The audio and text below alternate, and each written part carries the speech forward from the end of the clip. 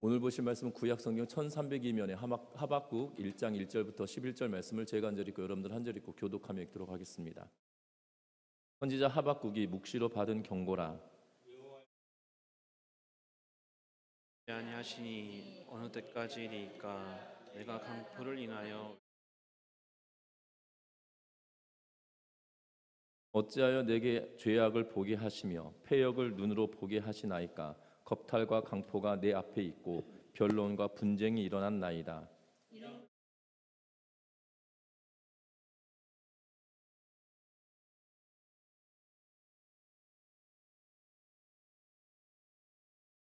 여호와께서 이르시되 너희는 여러 나라를 보고 또 보고 놀라고 또 놀랄지어다. 너희의 생전에 내가 한 가지 일을 행할 것이라. 누가 너희에게 말할지라도 너희가 믿지 아니하리라.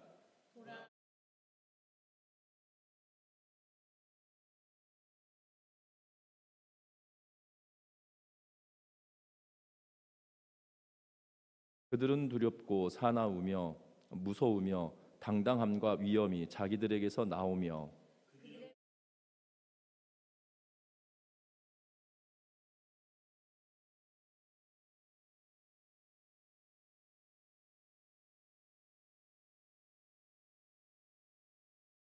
그들은 다 강포를 행하러 오는데 앞을 향하여 나아가며 사람을 사로잡아 모으기를 모래같이 많이 할 것이요.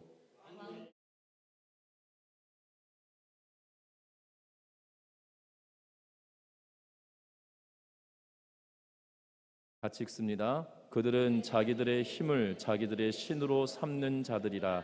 이에 바람같이 급히 몰아 지나치게 행하여 범죄하리라. 아멘. 우리 서로 인사 나누고 말씀 나눕니다. 사랑하고 축복합니다. 오늘부터 시작하여서 이 저녁 예배 때 하박국에 대하여 하박국 선지서의 말씀을 계속 보게 되어질 텐데요. 하박국이란 이름의 뜻은 껴안다라는 의미를 가지고 있는 것을 보게 됩니다. 그래서 하박국이 이 1장 1절에도 그리고 3장 1절에도 하박국이라고 하는 이름이 등장하게 되어지고 있는 모습을 봅니다. 그런데 이 하박국서의 가장 특징적인 것이 있다라면 이 하박국 선지자가 누구인지에 대하여 자세하게 설명을 하고 있지 않다라는 사실입니다. 그래서 자세하게 설명하고 있지 않지만 이 하박국 선지자는 이 구약의 선지자로서 12명의 소선지자, 호세아부터 시작하여서 말라기에 이르기까지 12명의 소선지자가 있는데요. 이 소선지자는 이 구약의 성경은 이사야, 예레미야가 에스겔, 다니엘 이 네 명의 선지자를 대선지자라고 표현을 하고 호세아부터 시작하여서 말라기까지는 소선지자라고 표현을 하기도 합니다. 그 나누는 분기점은 뭐로 표현하냐면 이 책의 분량이 많고 적음으로 이야기하고 있어요. 능력이 많고 적음으로 대선지자, 소선지자 이렇게 나눈 것이 아니라 능력의 차이가 아니라 하나님께서 부르신 자는 다 똑같은데 그들이 책의 분량에 따라 대선지자다, 소선지자다 이렇게 나누게 되는데요. 이 하박국은 12명의 소선지서를 쓰고 있는 저자들 가운데 하나다라는 사실입니다. 그런데 이 책은 하박국의 앞뒤로 나훔서가 있고 스바냐서가 있는 것을 보게 됩니다. 특별히 나훔, 스바냐 그리고 하박국은 비슷한 시기에 살았던 인물로 추정되어지고 나훔은 아수르에 있는 니느웨가 멸망당할 것에 대하여 이야기하고 있는 것을 보게 되죠. 나훔은 니느웨의 멸망을 이야기하고 있습니다. 여러분들 니느웨의 멸망 그러면 또 떠오르는 선지자가 한 명 있지 않습니까? 그 선지자는 요나서죠.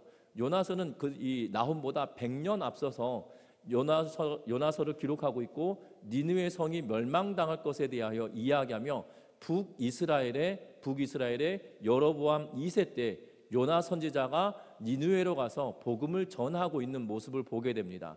그들이 요나의 말씀을 듣고 40일이 지나면 이 땅이 멸망당할 거다라고 하는 하나님의 경고의 메시지를 듣고 나서 그들이 겸비하고 하나님께 나아갔더니 그 땅이 멸망당할 것을 100년 유예하고 계시는 모습을 보게 되죠. 이 100년쯤 지나서 나훔이라고 하는 선지자가 이 책을 기록하고 있는 그러한 모습을 보게 되어집니다. 그리고 하박국은 유다와 바벨론의 멸망에 관하여 이야기하고 있는 그러한 모습을 보게 되죠. 이 열국의 패망은 모두 자신들의 죄로 말미암아 시작되었다라고 이야기하고 있을 뿐만 아니라 그 멸망의 시기 그리고 멸망의 방법은 하나님께서 결정하시고 주관하신다라고 이야기하고 있는 것을 보게 됩니다. 그래서 나훔, 하박국, 스바냐 이것을 세트로 이 세 명에 대하여 이야기하기도 하는데요. 분명한 것은 스바냐는 무엇에 대하여 이야기하고 있냐면 여호와의 날에 관하여서 설명을 하고 이야기하고 있는 그러한 모습을 보게 됩니다. 또한 이 구약의 선지자 앞에서도 말씀드렸지만 이 하박국에 대하여 성경 어느 곳에도 구약 성경에도 하박국에 대한 이름을 거론하지 않습니다. 여러분들 열왕기를 잘 보시다 보면 요나에 관한 이야기가 기록되어져 있어요. 여로보암 2세 때 요나가 열왕기 하에 기록되어져 있고 요나서가 따로 있는 것들을 보게 되어지죠. 뿐만 아닙니다. 이 예레미야에 대한 이야기도 다니엘서에서 예레미야를 다시 한번 언급하고 있는 그러한 모습을 보게 되는데 성경에서 구약 성경에도 이 하박국에 대한 기록을 이야기하고 있지 않고 그래서 이 하박국 선지자가 어떠한 인물인지 자세하게 설명을 하고 있지 않은 그러한 모습을 보게 됩니다. 단순히 우리가 성경 전체를 통하여 유추할 수 있는 것은 하박국은 제사장 계열의 사람일 수도 있겠구나라고 말을 합니다.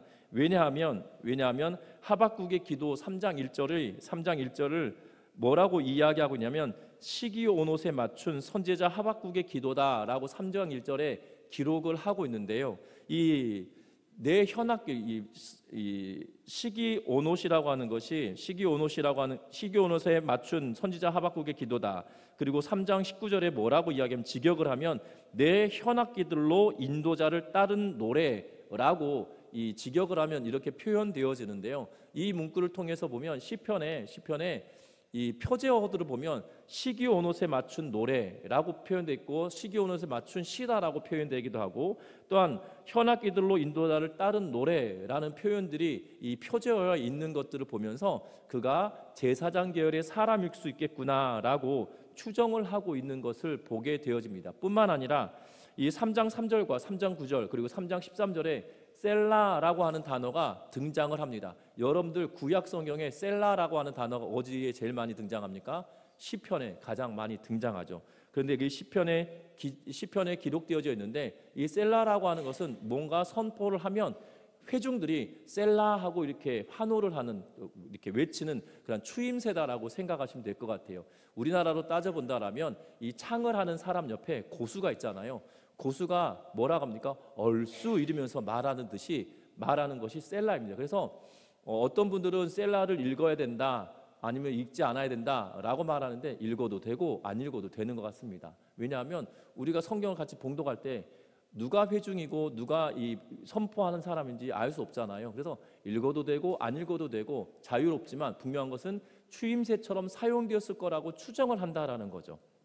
그래서 어떤 목사님들은 셀라 읽지 마라 뭐 이런 분들도 계세요. 근데 어떤 분은 또 셀라는 하나님의 말씀이 기록되어져 있으니까 읽어야 된다 이렇게 말씀을 하시는데 이 셀라라고 하는 것이 그런 추임새처럼 사용되어진 용어여서 읽어도 되고 안 읽어도 되고 또한 회중에서 같이 읽어야 된다라면 읽는 것이 마땅한 일이고 반대여도 읽는 것이 마땅한 일일 수도 있다는 것을 기억하면서 보셨으면 좋겠는데 하박국에서 유일하게 셀라라고 하는 이 추임새가 들어가 있다라는 거예요. 그래서 제사장 계열의 사람으로 추정하고 있다라고 말하고 있는 것을 보게 되어집니다. 특별히 이 하박국서는 독특한 양식을 취하고 있습니다. 이 선지자 하박국이 하나님께 질문을 하면 하나님께서 응답하시는 그러한 방식으로 이 하박국서를 기록해 놓고 있다라는 거예요. 하박국 선지자가 질문을 하고 하나님께서 그에게 합당한 답을 하고 계시는 그러한 구조로 이 하박국서를 기록하고 있다라는 사실을 염두에 두면서 오늘 읽었던 1장 1절부터 11절 말씀도 하나님께서 이 하박국이 하나님께 질문을 하고 또 하나님께서 이 하박국에게 대답하시는 양식으로 기록하고 있다는 것을 염두에 두면서 성경을 읽어가시면 하박국서가 훨씬 더 재미있다라는 걸 염두에 두고 읽으셨으면 좋겠습니다. 그래서 하박국은 하나님께 질문을 하고 대답을 듣는 그러한 내용이구나라고 여기면서 이 성경을 읽어가면서 그 하박국의 깊은 이 고민과 하나님께서 그 깊은 고민 가운데 대답하여 주시는 것을 들으며 살아갈 수 있는 우리 모두가 되시기를 주의 이름으로 부탁드립니다. 특별히 오늘 1장 1절에 뭐라고 기록하고 있냐면 선지자 하박국이 묵시로 받은 경고라라고 이야기하고 있습니다. 뭐로 이야기합니까? 이 하박국서는 뭐라고 하는 거예요? 경고다라고 이야기하면서 처음부터 바로 강력하게 지금 내가 너에게 경고 내린다라는 식으로 말하고 있는 것을 보게 되어집니다. 하박국은 경고라고 하는 단어로 시작을 하면서 선지자가 하나님께 받은 계시의 말씀을 백성들에게, 유다 백성들에게 증거하는 일이다라고 말하고 있는 것을 보게 되죠. 특별히 경고다라고 번역되어져 있는데요. 이 경고는 각 성경 곳곳에서 이 엄중한 말씀 또한 엄중한 말씀이다라는 의미로 이야기되기도 하고, 또한 이 경고라는 단어를 그냥 스가랴서 9장 1절에서는 말씀이다라는 표현으로 번역해 놓고 있는 걸 보게 되는데, 성경은 경고라고 하는 단어, 엄중한 말씀, 그리고 말씀이다라는 단어를, 이 같은 단어를 이렇게 곳곳에서 번역하면서 사용하고 있는 것을 보게 됩니다. 그러면서 말하는데요, 이 경고라고 하는 단어는 원래 의미가 어떤 의미냐면 짐을 나르는, 짐을 메어 싣는 일, 그러니까 짐을 메고 옮겨가는 일들을 이 경고다라고 이야기하고 있는 것을 보게 됩니다. 또한 부담, 의무, 또한 책임감, 고난이라는 뜻을 가지고 있는 단어를 사용하면서 경고다라고 이야기하고 있는 것을 보게 되죠. 다시 말하면 하박국이 계시로 본 것은 지금 유다 백성들에게 뭐라는 거예요? 짐과 같은 것이고 책임감 같은 것이고, 하나님께서 그들에게 고난을 주시겠다라는 그러한 이야기를 하고 있다라는 사실입니다. 분명한 것은 유다는 외부적으로 보면 당시 유다는 남쪽으로는 애굽이, 또한 이 북동쪽으로는 이 바벨론이 이 자리를 차지하고 있고, 또한 북쪽으로는 아수르가 차지하고 있는 그러한 이 열강들에 의하여 둘러싸여 있는 그러한 상황에 이 글을 쓰고 있다라는 것을 염두에 두고 읽어가셨으면 하는데요. 특별히 하나님께서 하박국을 통하여 유다 백성들에게 경고하고 계시는데, 그 경고할 때 우리가 행해야 될 것들이 무엇인지를 살펴보는 우리 전미중학교의 온 성도님들 되시기를 주의 이름으로 부탁드립니다. 특별히 현대를 살아가는 우리들과 이 하박국의 선지자의 이 메시지가 지금 시대를 읽어가는데 비슷한 모습들을 이야기하고 있는 것을 보게 되거든요. 이 어려운 때에 어떻게 보면 하박국이 우리들에게 경고의 메시지를 하고 있다라고 여기면서 이 본문을 읽어갈 때, 하나님이 우리에게 경고할 때 나는 무엇을 할 것인가 라는 것을 염두에 두며 살아가고, 또한 이것을 읽어가는 은혜가 있기를 주의 이름으로 부탁드립니다. 그러면 하나님께서 우리에게 경고하실 때 우리는 무엇을 해야 되느냐? 첫 번째는 오늘 성경 말씀 2절 말씀 같이 한번 읽어봅니다. 같이 읽습니다. 여호와여, 내가 부르짖어도 주께서 듣지 아니하시니 어느 때까지리이까? 내가 강포로 말미암아 외쳐도 주께서 구원하지 아니하시나이다. 아멘. 오늘 여기 말씀의 하박국은 2절을 딱 시작하면서 뭐라고 이야기하냐면 여호와여, 내가 부르짖어도 라고 이야기하고 있는 것을 보게 됩니다. 경고의 때에 우리가 행해야 될 일은 하나님께 물으며 부르짖어야 된다라는 사실이죠. 왜냐하면 지금 하박국 선지자는 말합니다. 뭐라고 이야기하냐면 하나님께 기도하고 부르짖고 묻지만 하나님께서 뭐 하지 않으신다고요? 듣지 않으신 것 같다라고 말하고 있죠. 그리고 어느 때까지 듣지 않으시겠습니까? 라고 말하고 있고, 또한 강포로 말미암아 외쳐도 주께서 구원하지 아니하십니다 라고 이야기하고 있는 모습을 보게 되죠.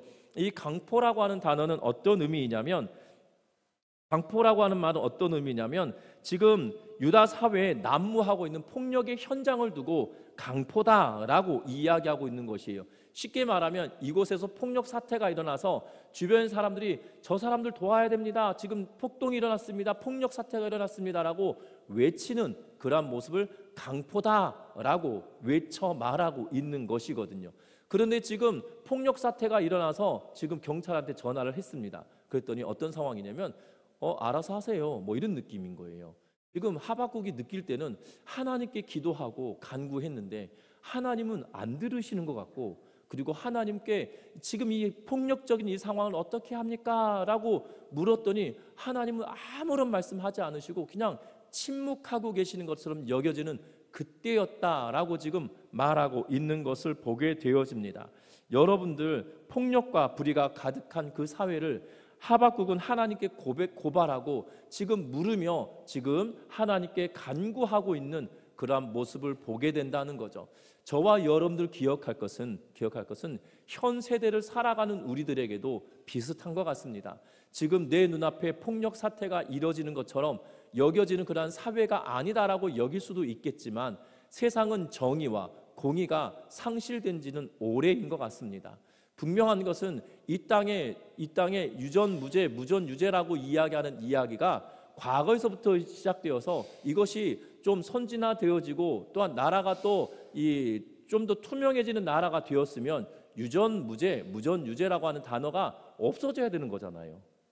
안 그렇겠습니까? 과거에 부패 정권이 있었고 군사정부 시절에 뒷돈을 줘야만이 좋은 판결을 얻을 수 있는 그러한 시대를 살았을 때나 유전무죄다, 돈이 있으면 죄가 없고 돈이 없으면 죄가 있다라고 불렸던 시대였다라면 지금은 많이 민주화도 되어지고 투명한 사회가 되어지고 정말 공평과 정의가 실행되어지는 그러한 시대를 살고 있다라고 말할 수도 있겠지만 여전히 사람들은 어떻게 피부로 느끼냐면 돈 있는 사람은 죄가 없고 돈 없는 사람은 죄가 있다라고 느껴지는 유전무죄의 시대다.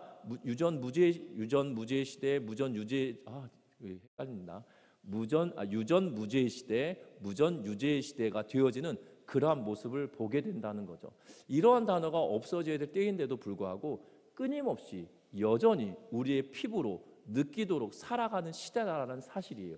이러한 때에 우리가 해야 될 일은 다른 데 있는 것이 아니에요. 하나님께 기도하고 부르짖고 하나님 왜 이러한 시대가 여전히 계속되고 있습니까? 라고 하나님께 물어야 된다는 거죠. 분명한 것은 믿음의 사람들은 시대의 상황을 보면서 눈을 부릅뜨고 기도해야 된다는 사실이에요. 여러분들 처해 있는 그 상황 속에서 지금 내가 처해 있는 그 상황 속에서 불의와 폭력과 공정하지 않음과 또한 부정의 또한 공의와 정의가 실행되어지지 않는 그런 상황이 내 눈앞에 있다라면 그것을 두고 하나님께 따져 물으며 하나님께 구하며 부르짖는 은혜가 있어야 된다라는 거예요. 특별히 믿음의 성도들은 그 자리에서 이 일들을 감당해야 하는데 그 일들을 놓쳐버리니 세상은 더욱더 부패하고 어지러워지고 하나님을 모르는 그러한 시대로 점점점 더 접어들어가고 있는 모습을 보게 된다는 거죠. 이 청년부 모임하면서 지휘자매를 이렇게 교회를 데리고 오는데요. 지휘자매랑 이야기하면서 이런 이야기를 하더라고요. 요새 기피 대상 가운데 기독교인이 거론되는 시대가 되었다. 그러니까 사람들을 사귈 때 피해서 사귀어야 되는데 그 기피 대상이 그리스도인, 기독교인이다라는 이야기들이 회자되어지는 시대가 됐다라고 이야기를 해요. 그런 시대가 됐습니다. 왜 그럴까요? 우리가 내 스스로가 하나님 말씀을 부여잡고 살아가는 사람들이어야 되는데 그 말씀을 부여잡고 그냥 나만 사는 것이 아니라 내가 그 말씀을 부여잡고 있다라면 세상에 공의와 정의가 실행되어지지 않고 부패와 폭력과 어려움이 있는 그때에 내가 그것을 눈으로 보면서 하나님께 간구하고 부르짖으며 하나님 이것을 그냥 두시겠습니까? 라고 하며 하나님께 외쳐 물어야 된다라는 사실이죠. 그런데 우리는 그러한 작업을 하지 않습니다. 우리는 나는 농사 지으니까 그런 일이 없어 라고 말할 수도 있겠지만 그렇지 않다라는 거예요. 농사를 짓는 현장에서도 사람들이 공의롭지 못하고 정의롭지 못하는 일들이 있다라는 거죠. 또한 우리가 직장 생활하면서도 똑같은 일들을 보게 됩니다. 내가 처해 있는 그 상황 속에서 정의와 공의가 실행되어지지 않고 하나님 불법과 또한 폭력이 행해지는 그 현장을 내가 눈으로 보았다라면 거기에 눈 감고 동조하는 것이 아니라 하나님께 따져 묻고 기도하는 믿음의 성도님들 되시기를 주의 이름으로 부탁합니다. 그래서 어찌하여라고 이야기하면서 지금 이 하박국 선지자는 통탄해하며 이야기합니다. 3절에 보면 어찌하여라고 이야기하면서 뭐라고 이야기하냐면 3절 말씀 같이 한번 읽어볼까요? 3절 말씀입니다. 어찌하여 내게 죄악을 보게 하시며 패악을 눈으로 보게 하시나이까 겁탈과 강포가 내 앞에 있고 변론과 분쟁이 일어났나이다.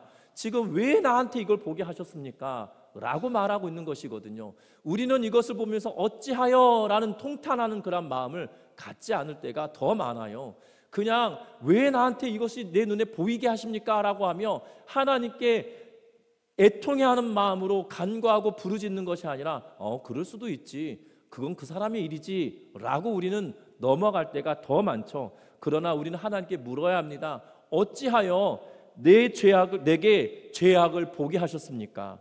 또한 패역을 내 눈으로 보게 하셨습니까? 겁탈이 일어나고 강포가 일어나고 그것이 내 앞에 있고 때로는 변론과 논쟁과 분쟁이 내 눈앞에서 일어나는 것을 왜 나로 하여금 목도하게 하셨습니까? 라고 하며 하나님께 물으며 부르짖는 은혜가 저와 여러분들 삶 가운데 일어나시기를 주의 이름으로 부탁드립니다. 마지막 우리의 삶을 살아가는 이때에 마지막 때라고 불려지고 세상 사람들조차도 말세다라고 이야기하는 이 시대를 살아가는 이때에 우리가 하나님께서 경고하시는 이 시대에 우리가 행해야 될 것은 내 눈앞에 보여지는 겁탈과 강포와 변론과 분쟁과 패역과 제약에 대한 문제를 두고 그냥 숨죽이고 있는 것이 아니라 하나님께 이것을 두고 하나님 이것을 어찌해야 합니까? 하나님 왜 이것을 그대로 두십니까? 왜 나에게 보게 하셨습니까? 라고 하며 하나님께 물으며 구하며 또한 부르짖는 은혜가 있으시기를 주의 이름으로 부탁드립니다.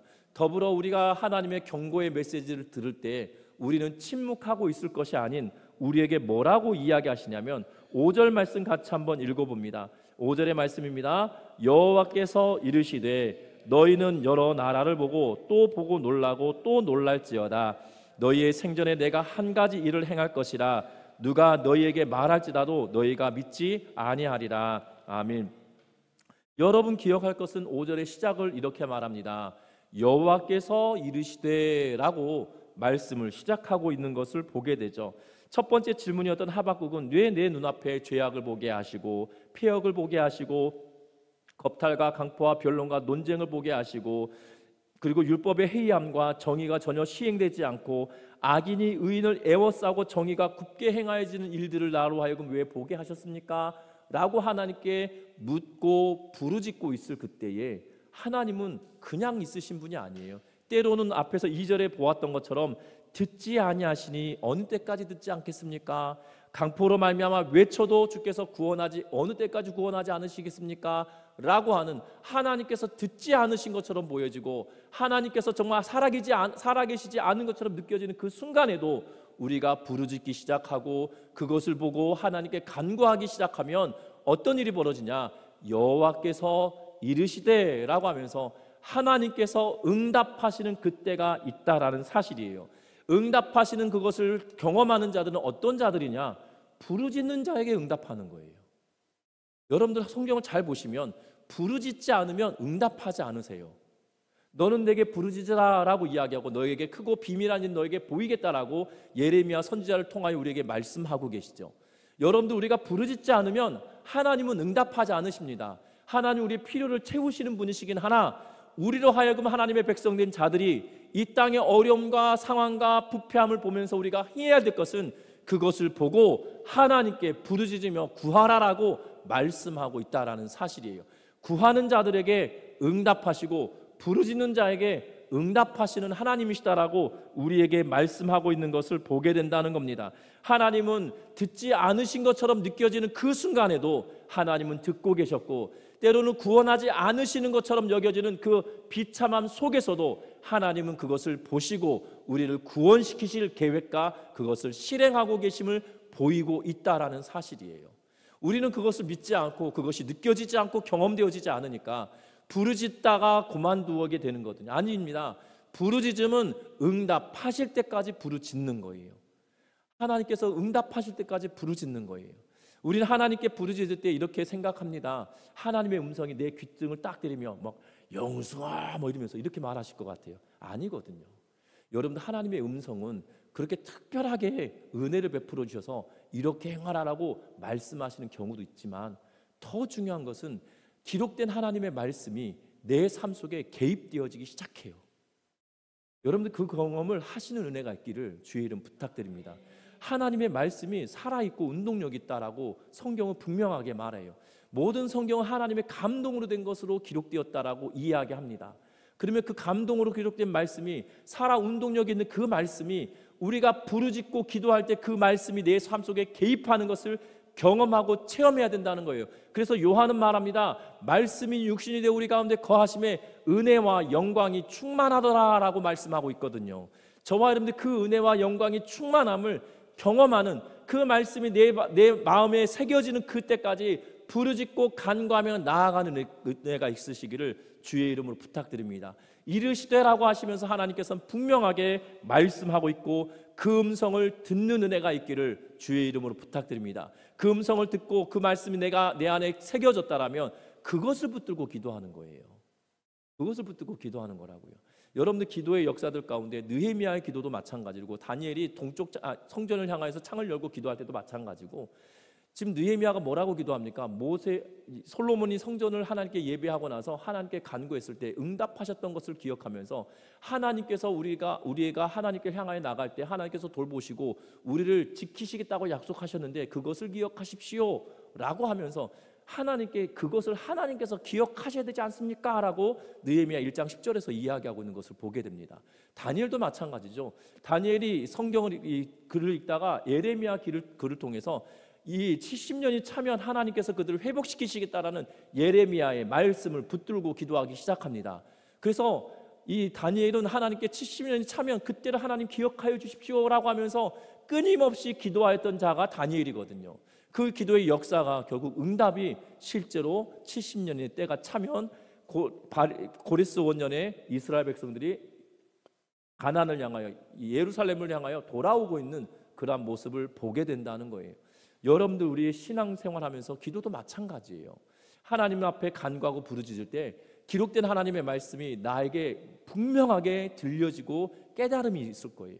그것을 붙들고 기도하는 거. 하나님 나에게 주신 이 말씀 기억하십시오 라고 하며 기도하는 것이 우리의 기도가 되시기를 주의 이름으로 부탁드립니다. 이것이 하나님의 말씀에 하나님의 음성을 듣는 것이고 하나님이 이르시되 하는 말씀 우리가 귀담아 듣는 것이고 그 이르시되라고 하는 말씀이 실제로 성취되어지고 일어나게 된다는 것을 믿고 나아가는 은혜가 있길 바랍니다. 뒤에 또 이야기합니다. 뭐라고 이야기합니까? 오늘 글에 읽었던 5절 이후의 말씀을 보면 이렇게 말합니다. 너희는 여러 나라를 보고 또 보고 놀라고 또 놀랄지어다. 너희가 지금 여러 나라를 보고 또 놀라고 또 놀라고 또 놀랄 거다라고 말합니다. 왜냐하면 너희 생전에 내가 한 가지 일을 행할 것이다 라고 말씀하세요. 하나님께서 음성을 주시며 뭐라고 이야기하냐면 한 가지 일을 행할 것인데 그런데 내가 그렇게 말한다 할지라도 유다 백성들이 믿지 않을 거야 라고 이야기하시죠. 그런데 하나님께서 행하실 일이 무엇이냐? 지금 6절 말씀 같이 한번 볼까요? 6절 말씀 같이 봅니다. 보라, 내가 사납고 성급한 백성 곧 땅이 넓은 곳으로 다니며 자기의 소유가 아닌 거처들을 점령하는 갈대아 사람을 일으켰나니. 아멘. 지금 뭐라고 말씀하십니까? 내가 한 가지 일을 행할 것인데 유다 백성들 믿지 않을 거야 라고 이야기하시며 뭘 하시겠다라고 지금 하박국에게 말합니까? 갈대아 사람을 내가 준비했다라고 말하고 있는 것을 보게 됩니다. 이 갈대아 사람은 무엇입니까? 바로 바벨론을 이야기하고 있는 거거든요. 갈대아라고 하는 지역은 바벨론이 태생되어졌던 지역을 갈대아 지역이다라고 이야기합니다. 우리는 이 세계사로 보면 이 비옥한 초승달 지역이다라고 해서 유브라데강, 티그리스강을 끼고 있는 그 지역을 두고 오리엔탈 지역, 이 비옥한 초승달 지역이라고 하는데 초승달 끝쪽 오른쪽 끝이 바벨론이다라면 위쪽 이 초승달 끝쪽에 있는 나라들 보고 거기를 두고 아시리아 이런 표현을 씁니다. 그래서 지금도 아시리아의 후손들이 그러니까 시리아라고 하는 나라가 여러분들 방송에서 종종 들려주시잖아요. 그 시리아라고 불려지는 나라가 아시리아의 후손들이라고 여기시면 될 것 같아요. 그래서 이 비옥한 초승달 지역의 끝자락 왼쪽 끝자락에 있는 것은 아수르, 오른쪽 끝자락에 있는 나라를 두고 바벨론이라고 하는데 거기를 갈대아라는 표현을 쓰고 있습니다. 그 갈대아 백성들 바벨론을 일으키시겠다라고 이야기하고 그들의 행적들이 어떻게 되어지느냐? 뭐라고 이야기하면 여러분들 지금 유다 땅에 어떤 일이 있습니까? 강포와 또한 죄악과 폐악과 겁탈과 강포와 변론과 논쟁과 율법이 해이하고 정의가 시행되지 않고 악인이 의를 애워싸서 의인으로 하여금 힘들게 만드는 일들이 계속 벌어지고 있는 그때에 하나님의 준비하심은 하나님의 방식으로 일하심 우리에게 보여주시며 그 하나님의 일하심 우리에게 보게 만들고 계시는 모습을 보게 된다는 거예요. 그 방식이 무엇입니까? 한 가지 일을 행할 것이고 바벨론을 준비할 것이고 그 바벨론은 어떠한 일을 할 것이냐? 7절 말씀 봅니다. 그들은 두렵고 무서우며 당당함과 위엄이 자기들에게 나오며 군 많은 표범보다 빠르고 저녁 이리보다 사납고 또한 마병은 먼 곳에부터 빨리 달려오는 마병이고 먹이를 훔치는 독수리와 같은 존재들이고 9절에 보면 그들은 다 강포를 행하여 오는데 앞으로 향하여 나가며 사람을 사로잡아 모으기를 모래같이 많이 사로잡을 거다라고 이야기하고 왕들을 멸시하고 방백들을 조소와 모든 견고한 성을 비웃고 흉벽을 쌓아 그것을 다 점령하게 될 것이다 라고 하면서 되어질 일들에 대하여 상세하게 하나님께서 보이고 있는 모습을 보게 되죠. 여러분들 지금 무엇에 대해 이야기합니까? 유다 백성을 내가 징계할 거야 라고 하면서 그게 경고의 메시지라는 거죠. 여러분들 정말 무섭지 않습니까? 하나님 왜 이 상황을 유다 가운데 이런 일들이 있는데 왜 이런 일들을 가만두십니까? 하나님께서 이 유다를 하나님 재조정해 주셔야 되지 않습니까? 이 노래 가운데 조율이라고 하는 단어가 있던데요. 이 조율해 주셔야 되지 않습니까? 라고 하면서 지금 간구했더니 하나님이 하시는 말씀 뭐라고 하냐면 내가 확 뒤집어 붙게 라고 말씀하고 있는 거거든요. 하나님의 일은 하나님의 방식대로 하신다라는 거죠. 그런데 하나님의 방식대로 할 때 어떻게 행하시느냐? 믿음의 성도들의 눈을 통하여 그들이 부르짖는 대로 하나님은 행하시는데 하나님의 방식으로 일하신다라는 사실을 염두에 두고 우리가 하나님의 일을 바라보며 살아가는 은혜가 있기를 주의 이름으로 부탁드립니다. 악인이 의인들 가운데 사로잡혀 있는 상황, 겁탈과 강포와 고난과 그리고 율법이 해이지고 정의와 공의가 시행되지 않고 또한 정의가 굳게 행하여지는 그러한 상황을 눈으로 보면서 하나님의 방식으로 그들을 재조정하시겠다라고 말씀하고 있는 그러한 모습을 보게 된다는 거죠. 우리가 이 땅의 삶을 살아갈 때도 똑같지 않겠습니까? 이 땅의 정의와 공의가 상실되어지는 그 현장을 우리가 눈으로 보았다라면 우리가 기도해야 된다는 거죠. 그 하나님의 방식으로 하나님께서 일하실 것을 기대하며 기도해야 된다라는 사실입니다. 그런데 그 기도하는 자들이 줄어들기 시작하면 기도하는 자들이 열심을 내어 기도하게 된다라면 하나님은 또 다른 방식으로 일하실 텐데 그들이 줄어든다라면 분명한 것은 하나님은 하나님의 방식으로 일하신다는 걸 기억하면서 저와 여러분들이 마지막 때 정말 어려워지는 이때에 우리가 눈을 부릅뜨고 세상을 바라보며 하나님께 간구하며 나아가는 믿음의 성도님들 되시기를 주의 이름으로 부탁드립니다. 말씀을 맺으러 갑니다. 경고하는 이때에 하박국 선지자가 행하였던 것은 하나님께 부르짖는 일이었고 하나님의 음성을 듣는 일이었고 또 하나님의 행하시는 일들을 보고 있는 그러한 모습이다라는 사실이죠. 저와 여러분들 세상의 악은 점점점 흥황하는 그러한 시대를 살고 있습니다. 불법이 자행되어지는 시대를 살고 있습니다. 사람을 죽이고도 죄의식을 느끼지 않는 그러한 시대를 살고 있습니다. 또한 악을 행하면서도 악하지 않고 이것은 정당한 일이다라고 외치는 자들의 소리도 듣고 살아가는 것이 우리의 현실입니다. 그러한 것을 보면서 눈 감고 있을 것이 아닌 하나님께 물으며 하나님 이들을 어찌해야 합니까? 라고 통탄해하며 어찌해야 합니까? 라고 하며 하나님께 부르짖는 우리 전미중학교의 온 성도님들 되시고 또 하나님께서 말씀하신 것을 귀담아 듣고 하나님께서 행하실 일들을 두고 기도하며 나아갈 수 있는 우리 전미중학교의 온 성도님들 되셔서 하나님식의 공의가 이 땅에 실현되어지는 것을 눈으로 체험할 수 있는 우리 전미중학교의 온 성도님들 되시기를 주의 이름으로 부탁드립니다. 이렇게 설교를 마치면 돌아가시면서 그럴 거예요. 오늘 말씀이 하나님께서 경고하시고 징계하시는데 하나님 이 나라 민족 징계하시면 깝깝한데 하나님 어떻게 합니까? 두렵고 떨리는 마음으로 돌아가지 마시고 하나님 내가 하나님께 간구하고 부르짖으오니 하나님 이 백성에게 두려움과 염려와 근심으로 이 땅을 뒤집어 엎으시는 것이 아니라 하나님 이 땅이 다시 한번 재생될 수 있도록 은혜를 더하여 주십시오 라고 하며 통탄하며 어찌할까라고 하며 기도하며 살아가는 우리 전미중학교의 온 성도님들 되시기를 주의 이름으로 부탁드립니다. 여러분들 이 아모스의 죄악으로 말미암아 하나님께서 유다를 멸망시키려 하실 때에 하나님이 오죽하였으면 유다를 멸망시키셨을까요? 그것을 위하여 지금 이 하박국 선지자도 지금 이 상황을 보면서 여러분들 이 겁탈과 강포와 변론과 분쟁과 죄악과 폐역이 눈앞에서 항상 벌어지고 있는 시대였다라면 얼마나 깝깝하겠어요.